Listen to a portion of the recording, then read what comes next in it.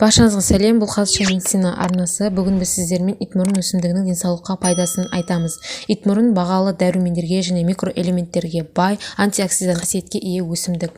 Оның тек қана жемісі емес, оның жапырағы, тамыры, гүлі де ағза үшін пайдалы. Оның құрамында витамин С, витамин А, витамин В1, В2, В3, витамин Е, бета-каротин, флавоноидтар және микро-макро элементтерден кальций, магний, натрий, калий, фосфор, темір, марганец, цинк, молибден кездеседі. Оның құрамы бай болғандықтан оны көптеген аурулар кезінде қолданады. Соның бірі гипертония ауруы кезінде.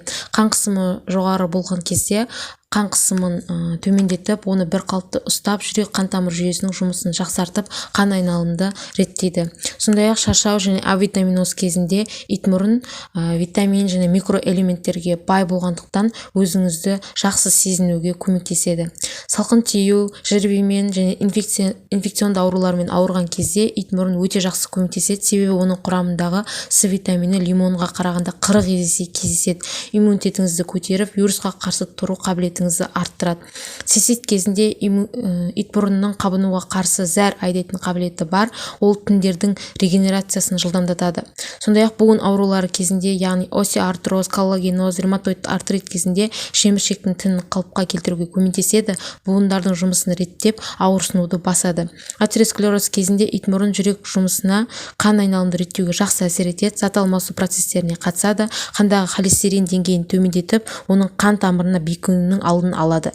Сондай-ақ итмұрынның тістердің қанауы кезінде өт айдау және көздердің көруін жақсартуға, онкологиялық, яғни ісік ауруларының алдын алуға, өтте, бүйректе тастардың түзілуін төмендетуге, шашта, бетте және де терінің жағдайын жақсартуға әсер етеді.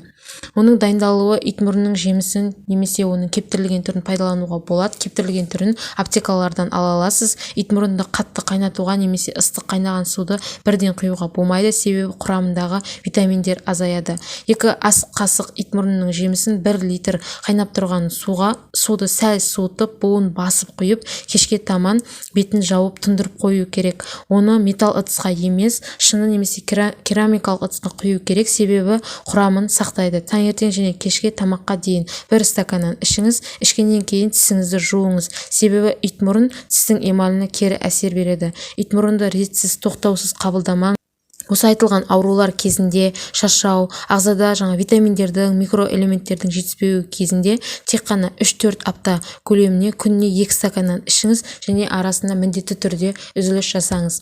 Итмұрынды қолдануға болмайтын жағдайлар бар, ол яғни қан тамырларының тромбозы кезінде, тромбофлебит, варикоз кезінде, сондай-ақ гипотония кезінде қолданбаңыз, себебі ол қан қысымын төмен түсіреді. Және де іш қатуға бейім болса, гастрит, асқазан, 12 желшектің жара аурулары кезінде қолдануға болмайды, себебі ол асқазанның шырыштық қабығын одан әрі тітіркендіреді. Миокардит, ұйқы безінің ауруларының асқынуы, яғни панкреатит кезінде, бүйрек ауруларының асқынуы, яғни нефрит кезінде, гепатит, холецистит, бронхиалды астма және де 2 жасқа дейінгі балаларға қолдануға болмайды.